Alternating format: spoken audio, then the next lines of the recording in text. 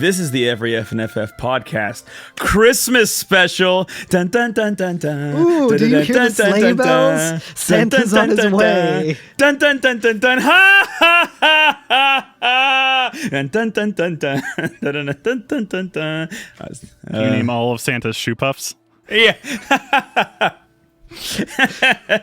Grandma got ran over by a shoe puff. Coming back to our house one Christmas Eve. For Christmas, I got Waka a beautiful new comb for his lovely hair, but joke's on me. He got me also I cut off my legs for some reason. And he got me a blitz ball, and the way that he did it was by shaving his head and selling his beautiful hair to some weirdo who wanted to sniff it. What a pair we are. Goodness. Waka still celebrates Christmas even though we killed God. I mean, would you celebrate Christmas even if you killed God? Yeah, I mean, I don't really believe in God. And I was going to say, I don't really Christmas. celebrate Christmas now, so... Shout outs to friends of the pod, Robbie and Edna, who celebrate Goku Christmas because they're not very religious or spiritual, but, you know, Christmas time's fucking rad. Like, it shouldn't be just for, you know... I mean, it's not even that important of a Catholic holiday, but everyone acts like it's the best one. It's the Final Fantasy VIII I guess that would be Halloween. Anyway, we're off the fucking rails already. Welcome to Christmas in July and May. I am Curtis Ware. I'm Carl Germ. I'm Alex. And today, it has been 3 years since our last podcast. Yeah, the eternal hiatus. What have you guys been doing for the past 3 years since the last Eternal hiatus started? Nothing but trying to learn how to hold my breath. I was going to say that I have just been counting numbers to see how high I can get, and I could get to like 2 minutes and 41 seconds. And also I've still been trying to learn how to whistle. How many seconds is that off the top of your head? Go. 161? Wait, well, yeah. I was thinking 2 minutes and 45 seconds. You're asking a lot of me. I've had a very long week. I'm not good at math when I'm fucking like. Now, what's it in hexadecimal? Studied up for a math test. In hexadecimal. Hexadecimal.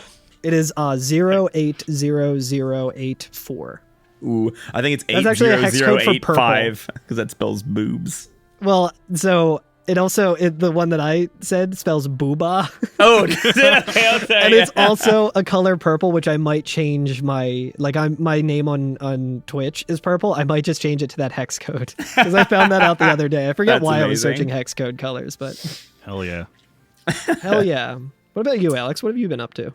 I've been playing a little bit of X2 because I just can't get enough of this game. X2 is really good. What's your first impressions about it? I'm sorry. I literally did that in the opposite order. I said, it's good. How is it? It's real goofy. And as we'll talk about eventually, it does just feel like a complete like tonal shift, but it should be because it takes place like post Yevon. And so there's a whole lot of sinning happening. Yo, hell yeah. God is dead. Post sins. Yeah.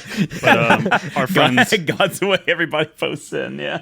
I've also been watching our friends Heather and Nina stream it, which is really cool, kind of them like pointing out how like, hell yeah, this is like a really good representation of like how women act in real life versus like how they're usually portrayed in like JRPGs. Mm-hmm. Fuck yeah. Because they're just like, Yuna gets messy and gets kind of just giddy. She's just farting all the time. And yeah. She gets jealous and she just gets to have a hoot. From what we're going to be talking about today, I got vibes of like, I think there's like a comic of like Neon Genesis Evangelion that is like all the characters, but as if like the third impact or like all the events of like Evangelion just weren't a thing, like no angels to fight and shit like that. So it's just basically like a slice of life thing with like all the characters that you love from Evangelion, where it's like, oh yeah, like they've had such a rough go of it that they deserve to just be normal kids in school with normal kid problems. But backing up. So today we are talking about the Eternal Calm, which if you don't know what this is a little bonus like cutscene that takes place kind of in between X and X2, and you can get that you can get this with any HD release, but if you didn't, the only other way to get it is with a DVD that came with like the original like Japanese Final Fantasy X International release. Is that really how it was originally packaged? Yeah, like there was like a huge. I think there was a huge deal like when it first came out. Like it was just in Japanese. Like so, there was a lot of people like doing fan translations and like, oh my gosh, like how are we gonna get this? And well, America got to see it by buying the Ultimate Sagas Collector's Edition in 2003, and that was the only other way to see it. That was the first way you can see it in English, which is like, Oh, wow. That's so cool. And I fucking love that because, like, I mean, now we just kind of have shit leaking before it's we called even YouTube. hear anything about it. Yeah, like literally that's how I watch Stinky. it. You ever heard of it? This is my struggle with trying to watch this. I haven't really played my Switch much in many weeks. My Final Fantasy machine. I did play a little bit of the new Pokemon Snap, which has been fucking awesome, but I haven't really had too much time to play much else. So I went to go and watch this before we were recording the podcast tonight, and I went to power on my Switch, and it was dead. So I was like, okay, whatever. I still got a little bit of time. So I plugged it in, and I was waiting for it to boot up, and it took more than like 3 minutes to like power on because it was so dead that I was like, fuck this, I'm going to YouTube. So I totally get the struggle of people who had to get fan translated ones for like 200 USD on eBay of like a not necessarily reputable source and shit. Sure. this is so weird because X comes out in the end of 2001 in America for the first time. And at the international, and then 1 month later, the international release in Japan comes out with more content, and everyone's like, "What the fuck is this?" Like, now more Dark Aeons. And then, but America has to wait until 1 month before X2 actually came out, like in 2003. It was in America, so like, wow, it's just it kind of just they could. I don't know what it was originally for, because the developers say that like, oh yeah, like we weren't really thinking about doing X2. That has to be a lie. That has to be a fucking lie. That's gotta be a fucking lie. Unless like my only like suspicion is like maybe they were gonna do like a OVA or something like that. That was just like this was a setup for, and then like, oh wow, people were really excited and like let's take this other thing we're working on and just kind of make it set in the X universe or something. That's X2 is the Among Us of fucking Final Fantasy, where they were like, we didn't think anyone gave a shit about this after we. But that's like my only theory of like why that makes sense of why the developers like, oh yeah, we decided to go ahead on the sequel like after like the outpouring response to Eternal Calm. Yeah, which I can't see why they would like immediately, like maybe 1 month later, say like, we're making a sequel. Like, I don't know. Like, it feels like maybe they had some. Maybe they're just like maybe like sprinkling in something for this to gauge interest because Japan has lots of content. They have. I mean, there's audio dramas, there's books, there's comic books, there's animes. They could have maybe still been thinking about doing a follow-up story, if nothing else. Or because I can't remember when Spirits Within came out, but like were they maybe thinking of doing a movie instead or something like that? Oh yeah, true. That's a good point as well. I think they were trying to gear up pretty hard with the movie stuff as well. So as we talk about, we'll realize like, oh, this is like too specific to like really be teasing anything other. This is not something that is to be standalone. Yes, right, yeah, especially because like the ending of it, like this like leads pretty much right into 10-2. Pretty much, like this could be like days prior, you know. Yeah, this is 3 years post the events of X. Yeah, I guess 10. And who knows? It could be like a month before X2 for my gauge because they get pretty things get pretty goofy by the beginning of X2 before X2 even begins. Yeah. So, shall we go ahead and start talking about it? Yeah. Or what happens in it? Yeah, let up. So the scene opens up like it has so many times in Final Fantasy X on the beach of Besaid, right? Underwater, right? Like, missed that place. Yeah, I know. I have never seen underwater at Besaid ever before. This is the first time in the series. And like Carl was saying, it's counting. We're getting real good at counting, right? 37, 38, 39. 40. 41. 41. Wait, no. My longest bong rip yet. But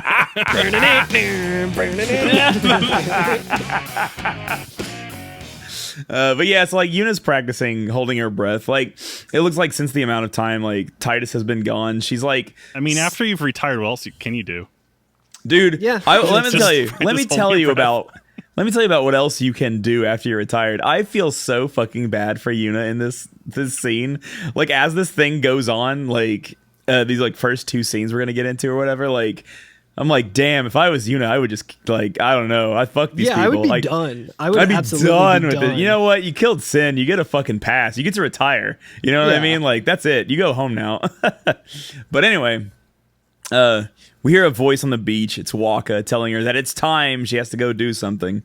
And he like congratulates her, kind of like, "Oh, you're holding your breath. It's your highest number yet, or whatever." Diving like a pro. You got a new PB. Got a new PB, and she calls him fat.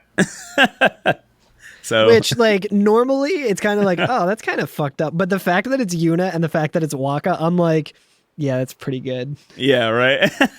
Yeah, But, like Waka's like, I don't know, it's been so long since I've trained because like Yuna's like you'll always be the pro. Yeah, because yeah, he's like, yeah. oh, you pro, like kind of like patronizing her a little bit. But she's like, you have gotten a little chubby. And then she pokes him, but you hear like a dog toy squeak. You have gotten a little chubby. It's so fucking funny. Quiku. Yeah, so the video that I was watching was desynced for some reason. So I like heard that and I didn't know what it was until like spoiler alert for what's gonna happen in like 15 minutes. A similar thing happens later and I realized what it was and I was just like, oh, that would have hit a lot better if I watched Yeah, it if you without would a have known. So after she calls him fat, he kind of laughs and she says, "And you're not even the one having the baby." So he's gonna be a dad apparently. So, but to whom? Oh, and with whom? Oh. Who He's wants giving to birth fuck to Waka? Donald Duck. Let's go. That's why Donald Duck wasn't in this game, and he was in wasn't all the born other yet. ones. Yeah, he's gonna be in X2. He probably married that one lady in B State who was like a really fucking pro like blitzball player, right? Oh yeah, fuck. I should know her name because I think is she the one that begins with a V? That might be one of the It's other funny people that I have on my like team. out of all of the B State, like there's someone who's like way better than all of the Aurochs just kind of hanging out. Yeah, yeah, right. Yeah, is a free agent who just like, you could have asked me at any time to be on your team, but all right. Maybe she was and just got completely bailed because Yo, it's Yeah. Volucha. Yo, Volucha. Volucha. Fuck yeah. Shout outs to Volucha. What's up? But yeah, Yuna gives us like a little exposition. Oh, it's been so many years since all that stuff went down. Oh, it's Here's been what I've 2 been years. doing. 2 years, yeah. We're really nailing it. As we Numbers always are all do here. fake. Time is meaningless. Yeah, it was 2 years in the Japanese release. It was 4 years in America. Yeah. Oh, really? Oh wait, fuck! I fucked up that Yeah, joke. it's a joke. I It's a made that joke. joke backwards. No, I got God it. damn I got it. But yeah, so it sounds like from what she's saying, like she actually paints it in kind of a positive light, which like with the scenes coming up, I'm like, she's being very positive for how I would take all this shit. But well, yeah, this whole theme just seemed like, okay, what happens when the thing that you've been like gearing up your entire life to do, it just suddenly you have a future again. yeah, right. Well, that's Yeah. the thing is, does Yuna even have a future again? You know what I mean? But we'll get into it. It's also like It's like a double-edged sword of like, I get to do anything I want, and then there's like the whole weight of like, fuck, I was not planning on getting to be able to do anything I wanted to do after this point. Well, she still kind of can't because, we'll get into it. We'll get into these scenes. yeah, coming up. it's the kind of thing where it's like you would expect her to, like we were saying, just be retired and hanging out on the beach and holding her breath all the time. But like, Yeah. it's also the kind of thing where it's much different than retirement because it's like, oh, I thought I'd be dead by now. I didn't, Right, yeah, I didn't yeah. have to think anywhere past like All of her this. plans ended in dying. It's like one of those guys who's like, I'm going to be a part of the 25 club, you know? Like, I'm going to be just as important as Jimi Hendrix and Kurt Cobain, and I'm going to live just as long. Yeah. Then they hit 26, and they're like, well, shit. Yeah, all I've done is smoke weed in my basement. But anyway, so the next scene comes up. We're in Besaid Temple, and we're introduced to a character named Taz which is short for Tool Assisted Speedrun Geo. And He's just an old dude, right? At he's the just an temple? old dude. He's just some old dude at the temple. But he introduces himself. He says that he was there when Yuna gave her big speech at the end of Final Fantasy X. And he kind of like, he gives us exposition, kind of, but really he's talking to Yuna and kind of like looking to her for some solution on his problems. It's well done because it's not just like here's what's going on in the world. It's like him, as like, you know, explains like a whole as you area of know, things. we are a part of the group known as the New Yevon. Like it's not like that. It's like him confiding in her as if she was like like a clergy, like a priest. Like you would go to a priest and ask for that way, advice because they're in the temple and shit. So that's what it read to me, where it was like, and it's like, oh, this is actually a sneaky way of telling us what's going on in the world. Exactly, Nice. exactly. But yeah, he says he's having problems with his grandson. There's apparently a new Yevon now, which like I don't know what the point of that is, but like, if we killed him, dog. I'm guessing it's like traditionalists. They're like, even if Yevon was bad, that doesn't mean he didn't have good teachings or whatever. Like we still believe in the old way. Yeah, but then I'm guessing the league, the youth league. Pesky, they sound like a bunch of miscreants. When has that ever been a bad thing? the Youth League of Extraordinary Gentlemen. I mean, you have to think about like the religion has turned out to be the whole ruling class turns out to be complete fraud and like exposed like 2 years ago, and so there's probably a big splintering of like the people who like, well, just because they're bad doesn't mean we have to like change everything, and then there's the people like, well, what else are they hiding or whatever? We can make something new. It's in like new renaissance of anti-Yevonites. Yeah, you don't have to you don't have to stretch things too far to like, see some parallels in the real world where like, the crimes of the Catholic Church that have, like we don't need to go into detail on, but like, wait, they did what?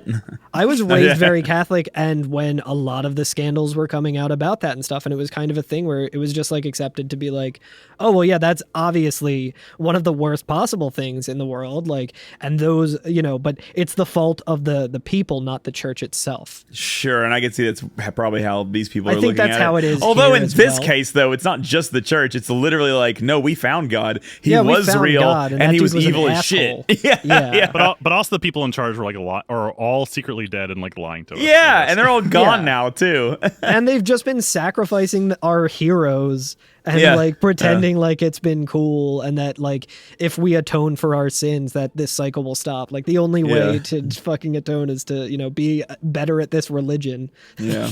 But ain't that the way? When you do something for your entire life, it's hard to quit. So yeah, of course. But yeah, the whole problem is that Tadzio, there are divisions. Yeah, Tadzio is like, I feel like I'm losing touch with my grandson because he's joined the youth league, and kind of I feel like we can't really see eye to eye anymore. Right. I think he says like, I feel like our grandchildren are moving too quickly. He does say, he says exactly too progressive. That. Yeah. But yeah, and like while he's speaking, Yuna's kind of giving an inner monologue, right? And it's kind of saying like, after the last 2 years, these like different divisions and different factions have been popping up. Everybody wants to build a new Spira, but nobody like agrees on how to do it. And so everybody wants to build Spira. But that scene just kind of ends with him asking her, her opinion, and she says like, you know what, maybe you should like actually talk to him and see what he says. Reach across the aisle. You reach across the aisle, yeah. That's what you should meet your nephew on the marketplace of ideas, sir. But that's the end of that scene. We come up on the next scene. It's underneath that waterfall in Besaid, like the second area. She's probably just walking back to go do more hold breaths. Walking to the beach. Yeah, she's like, now that that's over, back to my real job. And and so it's Waka, playing the Besaid theme as well, which made me very happy to hear again. Good. Waka meets her along the way and is like, oh, I have to talk to you about something, and she like immediately recognizes what he's trying to talk to her about, and she's like, there's some other fucking dumb shit somewhere who wants to marry me. Is that right? Like, it's like, and I guess it makes sense. Everybody who's like vying for fucking power in the new world is like, oh shit, if we could get Yuna on our side in any way possible, even if it's marriage or whatever, we should do that because that gives us legitimacy. Optics. It'd be great optics, yeah. Great optics. Yeah, this one's gonna do numbers if I marry Yuna. But I mean, also, Yuna fucking rocks. Like, yeah. Why wouldn't you want to simp for her? Yeah, right.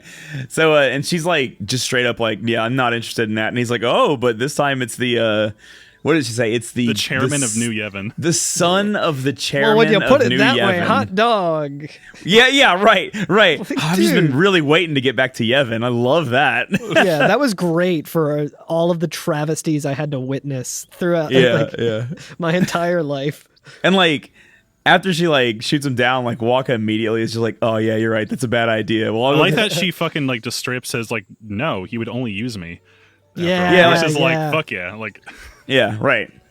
It's not done like, as a thing of being like, no, I can't get over like my first love or anything. She's like, no, that fucking, I know what this is. This is like a political marriage that I want no part in. Fuck that. Which, by the way, I don't know how far Alex is. I mean, I think he's far enough in X2, but the son of the chairman of New Yevon will become a whole thing. So just fucking stick a pin in that for our fucking X2 game.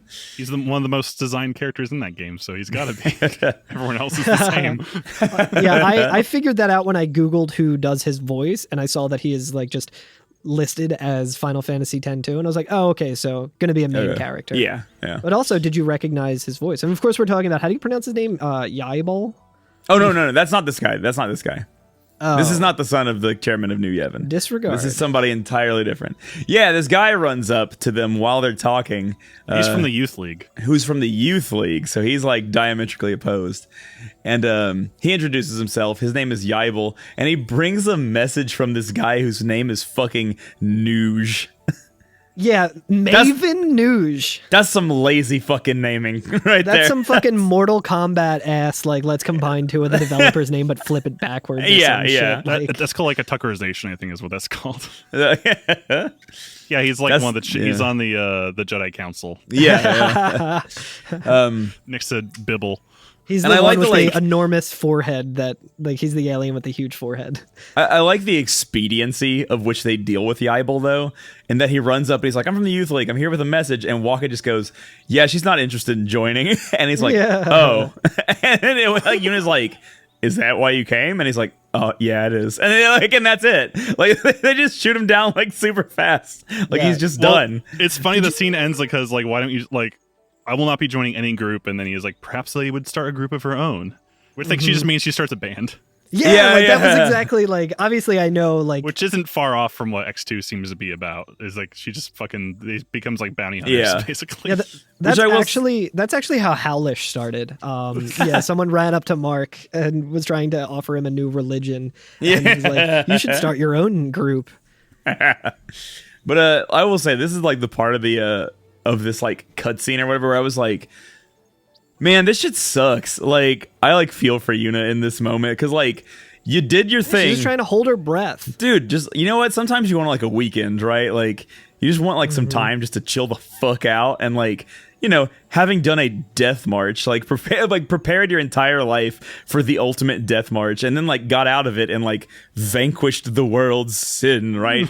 I feel like you just get to retire now. Like, you don't have to deal with this bullshit. But they're like coming for her in her hometown. Like, so like, even though she's at Besaid, it's like, oh, it just never fucking ends, does it? And so, I hope like, she got some reward or honors, because it just seemed like she just got to go back to her hometown and nothing's changed, or she still has to like, go about business. Like, well, that's the thing, is that like, you think for the very first time in her life she'd get to do something that she wants to do, but no, it's just 100% constant doing what other people want to do still. And I was just like, this sucks.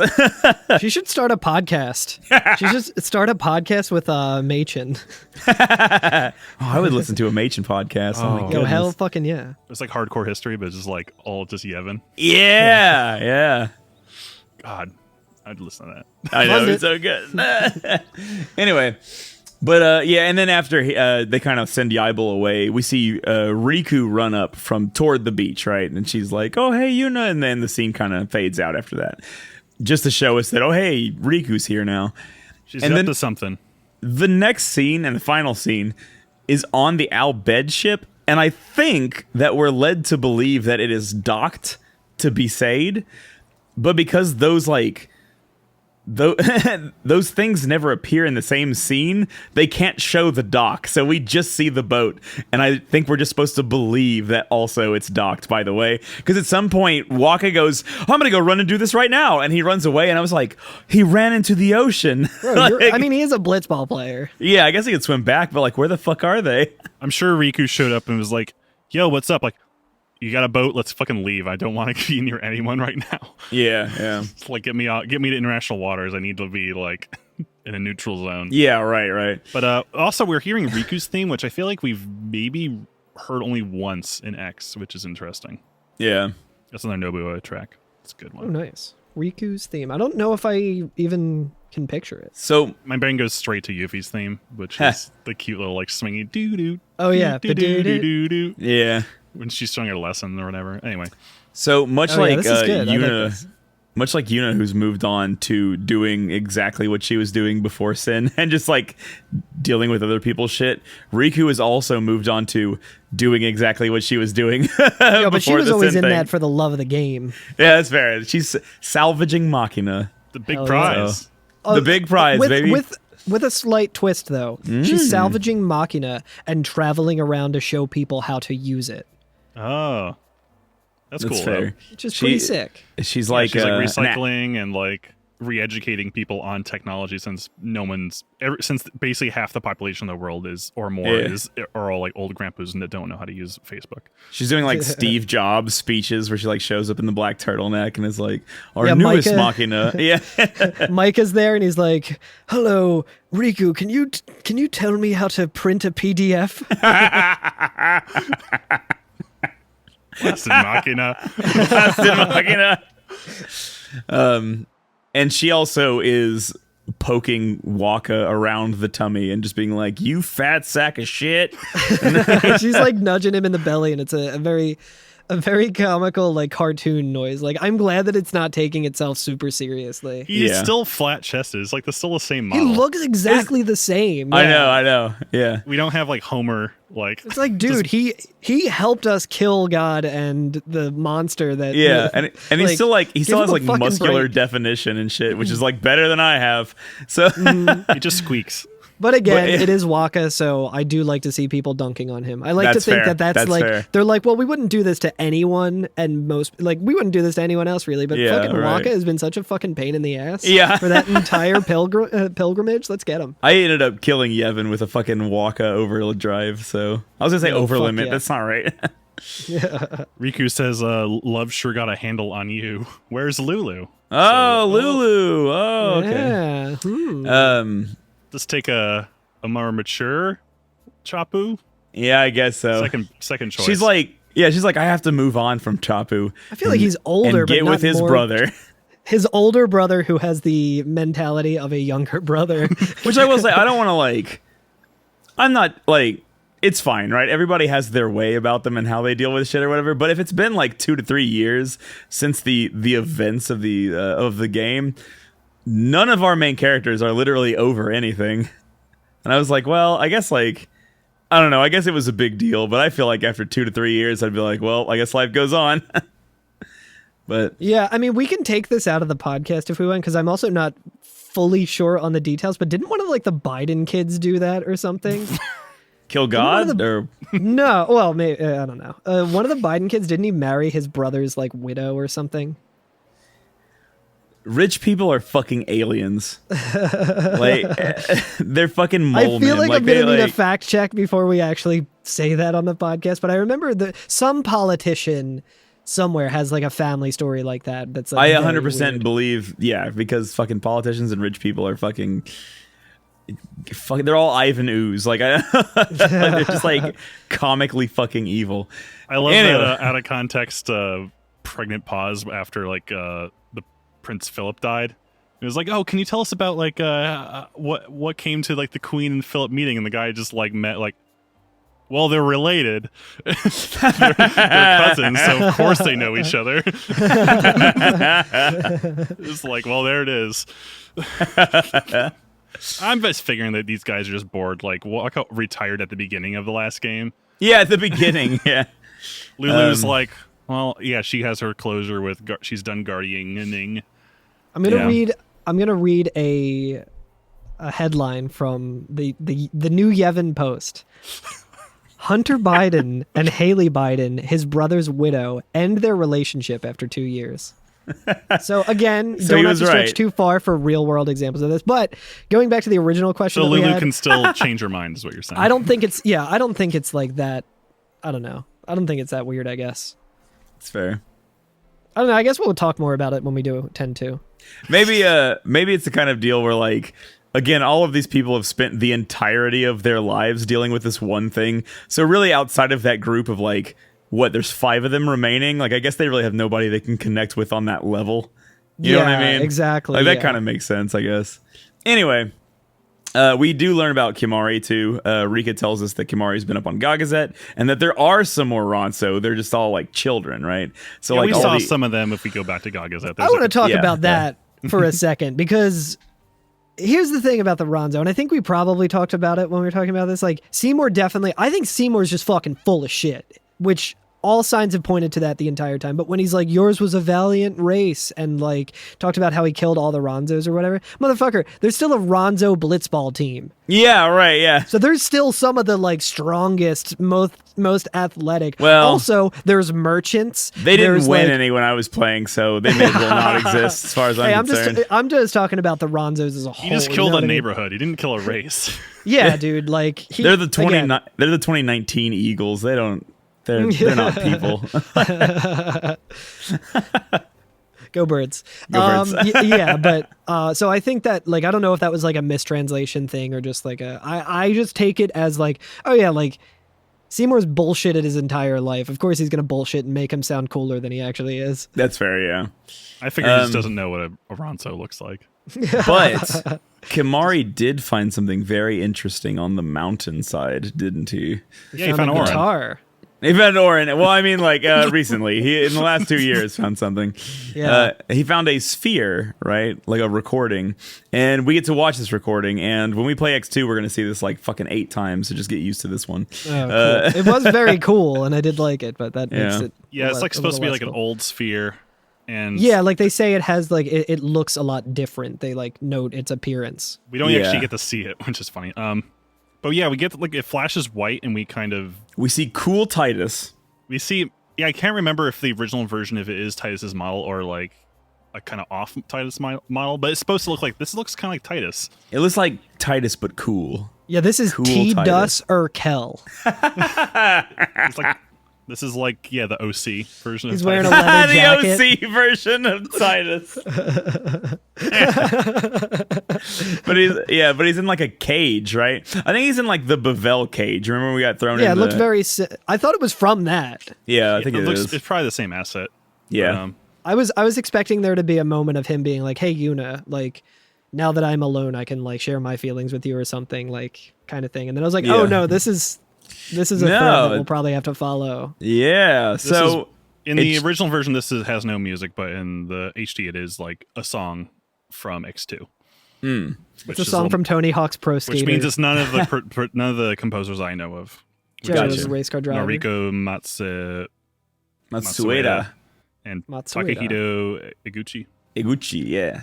They do some funky Iguchi jams. gang, fuck yeah. But he's like screaming, right? Like not like in pain or anything, but he's like and not like a baby like Titus. and not like a baby yeah, he's like got Titus. like a little bit more Again, this is cool grit Titus. in his voice. Yeah. Yeah. And he's kind of screaming like, I haven't done anything wrong. I didn't do shit. Fuck you people. And he's like screaming at whoever's taking He's like, this I'm video. not sorry. I'm not I sorry. Like, it starts You off with, suck I'm not my sorry. ass. And I'm like, if I know Titus, like I know Titus, maybe he should be sorry for whatever he's talking about.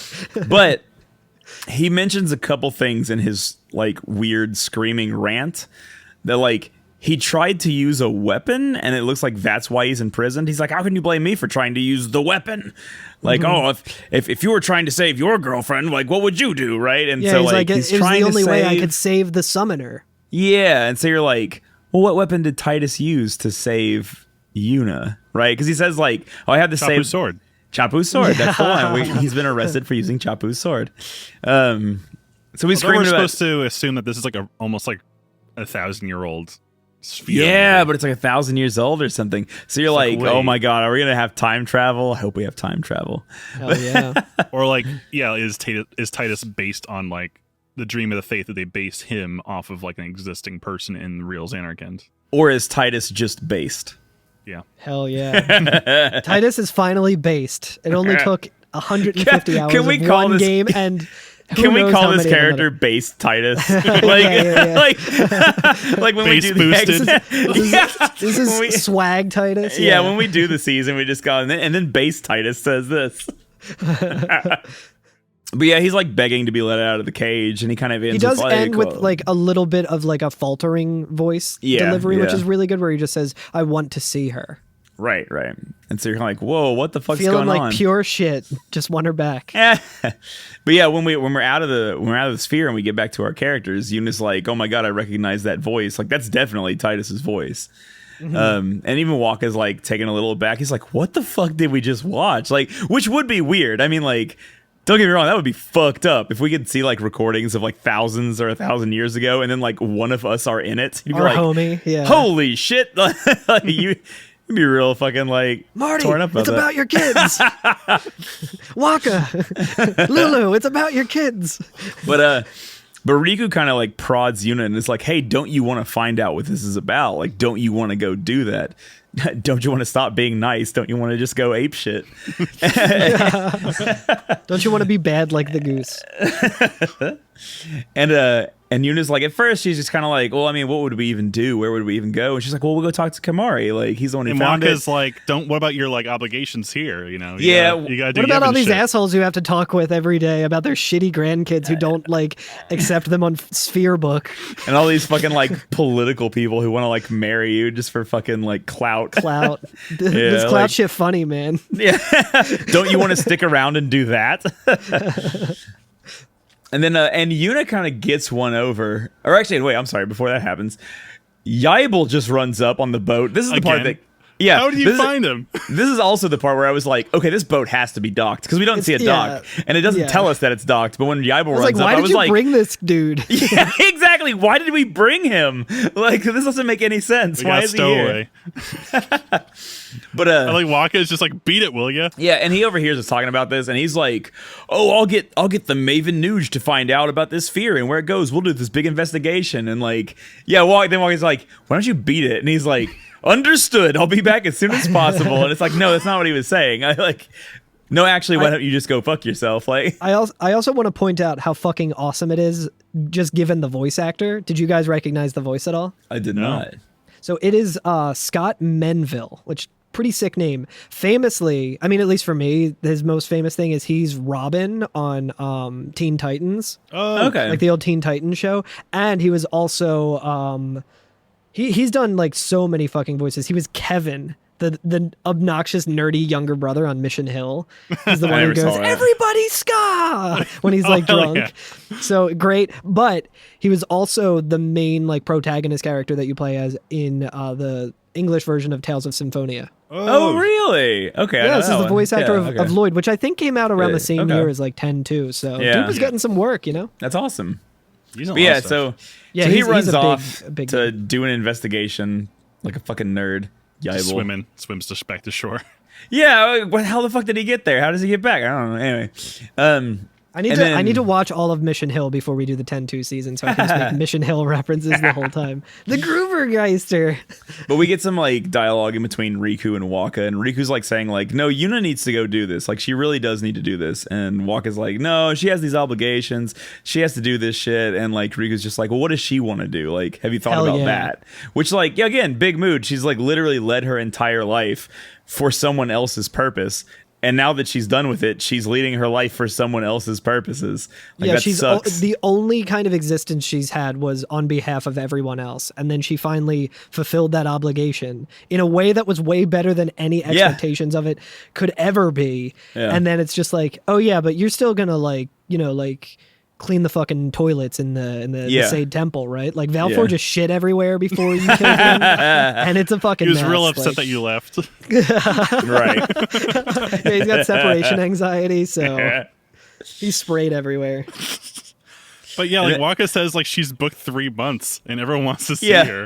It's like, Yeah. fuck, that sucks. That sucks. Yeah. I mean, big mood right now. That's how I feel. Yeah. But Because like, oh yeah, but what about what she wants? yep.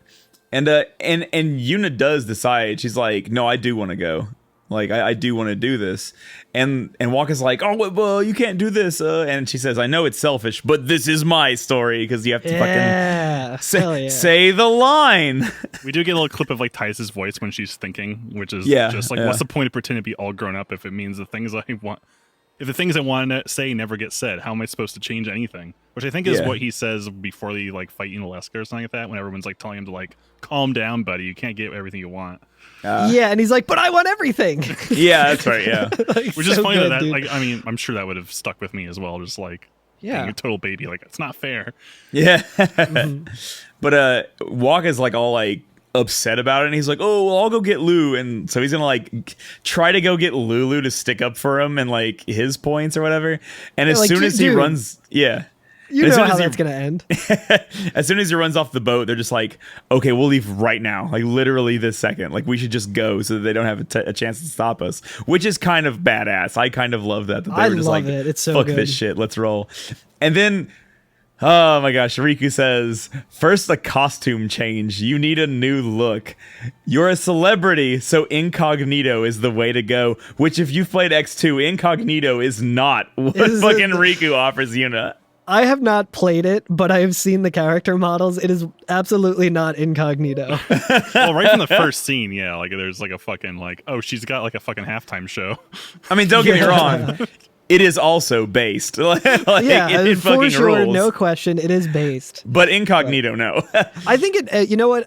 Here's my thought on that. Riku is like still like younger. I mean, it's 2 years later and all that. Yeah. She just heard the word incognito and thought it sounded cool as shit. Yeah. She's like, "Yo, I need to remember to use that word. I don't really know. I kind of know what it means. Right. I think it means when you change your clothes. So let's just. Well, maybe it's just a costume you don't see in X2. It's just a costume to get her to sneak out of Besaid's without Maybe. finding out. That's a good point. Yeah, they just put on like it would be cool if Yuna put on like the white mage, like the classic Final Fantasy, like, Yeah, thing, like, yeah. the hood and everything to like Well, hide. X2 Which, has I mean, that. X2, hey, yeah. Yo, fuck yeah! So, I gotta play this game. We get one final like little voiceover, which from me, I like the just- voiceover. An eternal calm. A slightly chubby Waka. And my 2 minutes 41 seconds. It's not much, but it's enough. Still, it's okay to want more, isn't it? which is Hell cool. yeah. Yeah, and then the last text is, she says, Riku, let's leave right now. And that's the end. But I do like the 2 minutes and 41 seconds. I think that's kind of cute. Yeah, it's a very good. PB. PB. Yeah, it's very very good. Yeah, she's gonna stream something else for a while. Come back to that later.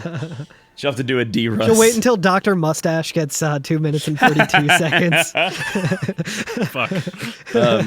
But I mean, we also learn in X2 that she does learn literally how to play blitzball. So Oh, that's rules. I've not Yeah. gotten that far yet. it's not. I think it's not until chapter 5. You literally have to get to the end of the game first. But it's interesting. Like if this out of context, this does feel like it would have been setting up for something, but like without any like X2 insight, it would be very confusing. Like what it was setting Yeah. up. Well, the thing that really, because I've never seen this before, this is the first time I've watched it.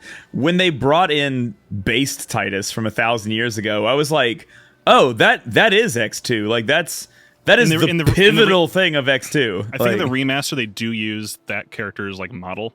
Yeah. But in like the original PS2, they just reused like Titus's assets and everything. I think. Yeah. So it is just Titus in Okay. the PS2 version Got you. because Interesting. again like X2 was so far out of like it was still 2 years away. So Yeah. they probably were just reusing X assets.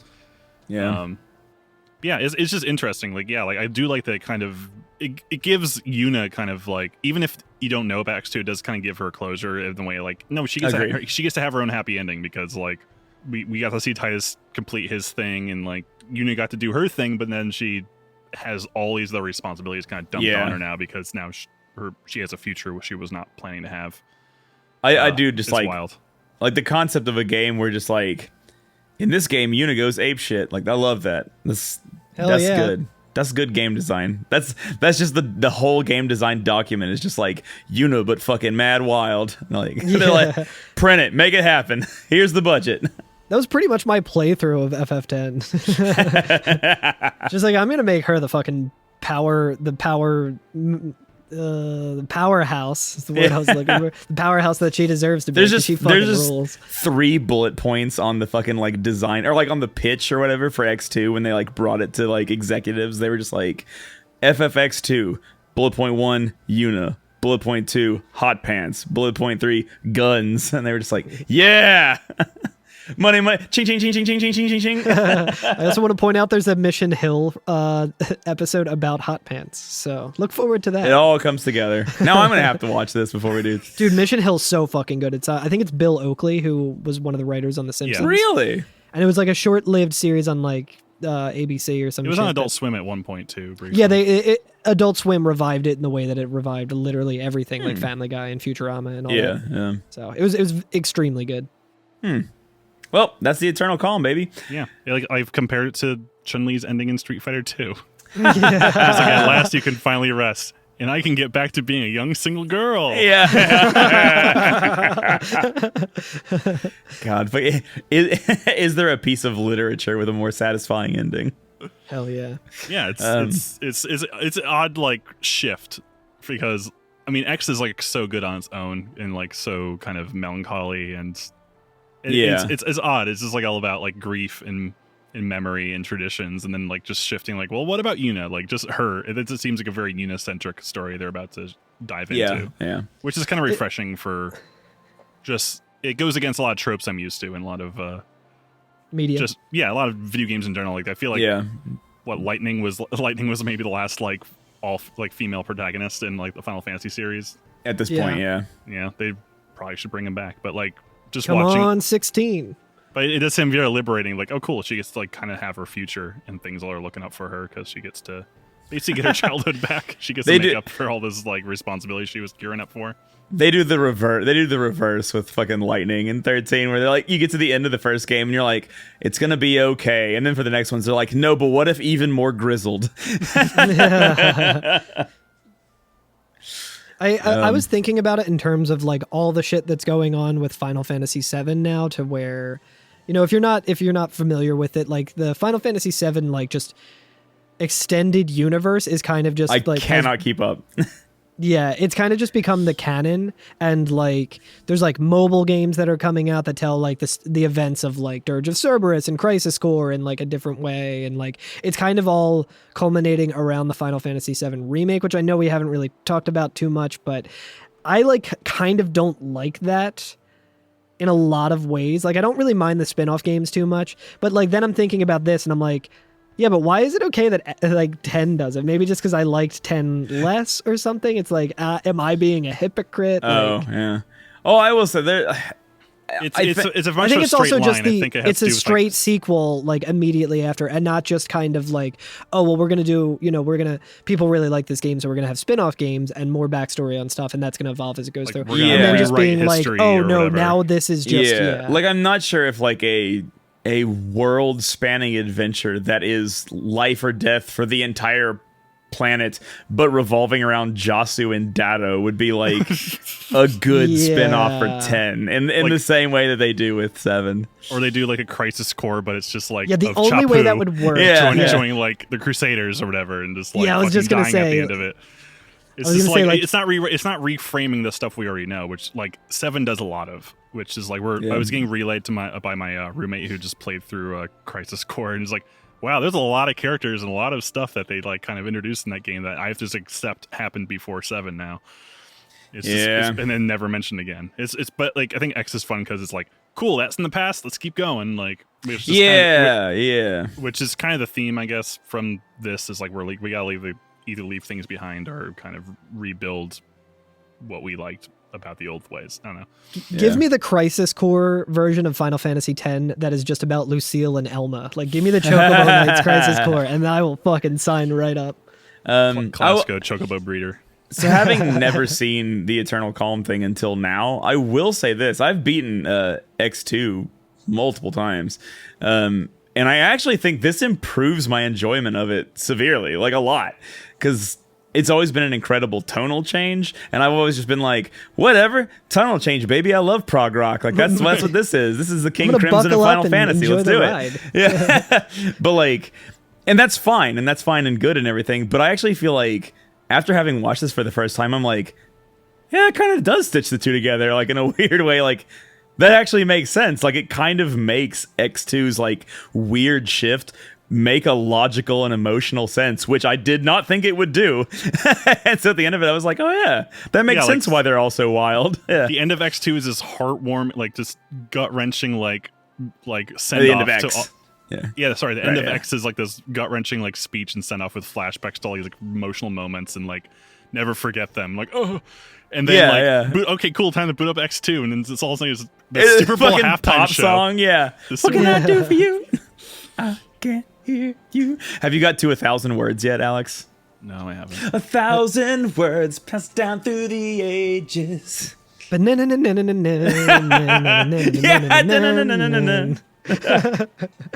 God. I mean, 1,000 words is the fucking 1,000 miles. Thank you. Yeah. Yeah. Final Fantasy, like, yeah. That song has That been a sounds so bop. fucking good. The intro song is wild. It has a lot of key changes for like what I'm used to in a pop song. It's fun. Yeah. But I think Anyway. it's just very Japanese. Anyway, yeah. I can't wait to get to X2 whenever the fuck we do it. Next is Final Fantasy IV, baby. Hell yeah. I'm excited because I fucking love J-pop. So give me J-pop Yuna and I'm very happy. Or should we announce what date we're going for or no? No? We don't have a specific date, but I'm thinking we'll be back around the end of June. I think would be safe to say. Yeah. Just in time or just after our 2-year anniversary. Oh, when are we thinking? Damn. When are we thinking this is coming out? I don't know yet. Okay, never mind. When I get it done. Okay. When I feel like doing it. There are a lot of really cool things happening in the Final Fantasy speedrun universe. That's kind of why I was asking, but it doesn't matter because even if this doesn't come out next week, VODs are forever. yeah, VODs are forever. There's a lot of cool stuff coming out. So instead of being like, this is next week or whatever, because I don't know when it'll come out, just know that like the summer is going to be jam-packed with all kinds of nuts stuff. So Nuts. look forward to that. Jam-packed with nuts. Nuts and gum together at last. That's a very specific Simpsons joke. Anyway, Are you you're commentating on something? I am, but it will either be this weekend or last weekend, depending on when this comes out. Oh shit, that's right. Like as of Just go to us Mount recording right now, Gagazet. it's this weekend. If it's this weekend, if it's the 30th, on the 30th, the nighttime, I will be commenting Final Fantasy V in the Final Fantasy Relay race, which I raced last year, but I didn't feel like learning a new route for this one, so I was like, nah, do it. And then they were like, well, you can commentate it. And I was like, oh, I love hearing myself talk. I will. Yeah, if you missed Curtis's commentation or any of the relay, just go to Mount Gagazet, talk to Kamari. He's going to hand you the old VOD in a sphere form, that's right. of like a weird-looking sphere, but just watch it there. You can see based Curtis. You can see Chad Curtis again. The form he only reveals at the FF relay. Did I ever tell you what that was about? I think so. The Chad strat? Tell it again. I'll just tell it again. There's a place in the speedrun where you need to get one mithril sword so you can do enough damage to a boss to be able to beat him in a certain number of turns. And you can do it with 0. You can do it with 0, you just have to have backup strats. And I got the first one and then went back for like 2 more, and they were like, he doesn't need that. But I guess that's like really, really, really, really, really safe strats. Like he doesn't even have to put in the right commands to win now. I was like, yeah, foolproof. So Fuck yes. yeah. I don't give a shit about saving time. We just get into Yeah, the fuck end. saving time. Yeah. That's time saved for later. Fuck Anyway. saving time. I got fish to catch. Yeah, well, it was good talking to you boys again. Yeah, it was great. I've missed you Yeah. guys. I have to poop and eat McDonald's, I think. Hell yeah, you should do it at the same time. Talk about saving time. Now that is based. That's Now frames. that is the Save Chad frames, baby. I do kind of want to talk about something really quickly. This is like breaking news at the time of us recording, but I feel like it not even just like the manga or anime world is like shaken right now, but pretty much just the whole world in general. The creator of Berserk, Kentaro Miura, died at the beginning of May of an acute dissected aorta, which is like a super serious heart condition. And it's incredibly sad. If you're familiar with Berserk at all, even if you're not, you're familiar with it in the sense of like, Cloud wouldn't have a fucking Buster Sword if not for Berserk. It's Dark actually Souls important would to not the really, Final Fantasy world, yeah. But did you guys see the tribute that players in Final Fantasy XIV did for Kentaro? No, I did not. Oh, right. They did like a musical tribute, right? I don't know if it was. I don't know about the musical thing. I just heard about it like shortly before we started recording today. But yeah, all of the Dark Knights, like a bunch of Dark Knights in Final Fantasy XIV, all just stood up in a line, and I think it was like 800, 900 like players deep of all just standing there like as a tribute to Miura. Wow. That's pretty amazing. Dude, Final Fantasy 14 players are some of the best fucking people in the world. Like, yeah, it really I feel seems like it. Like, a lot of MMOs have just, like, fucking shitty, toxic fan bases and shit, but, like, 14 people rule. Like, they're really good. I think that's definitely, like, a statement for how cool Final Fantasy 14 players are, but also I think just the gravity of the situation, the impact that Miura had on just the entire world, where, like, from all reports that I've heard, no one was like trolling it. There wasn't like, like shitty like 4chaners or anything being like, we're going to ruin this by, doing something racist and dumb or whatever. Like it was all like, it's a very sad situation. He was 54. The dude kind of defined cool for a lot of people. You know what I mean? Like the things that I think are cool and the things that have happened that are cool, he like kind of individually defined that himself, which is kind of amazing.